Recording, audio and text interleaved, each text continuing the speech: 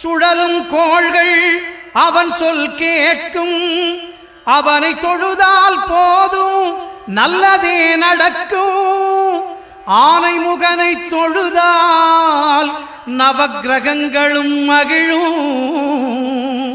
நல்லதே நடக்கும், நல்லதே நடக்கும்.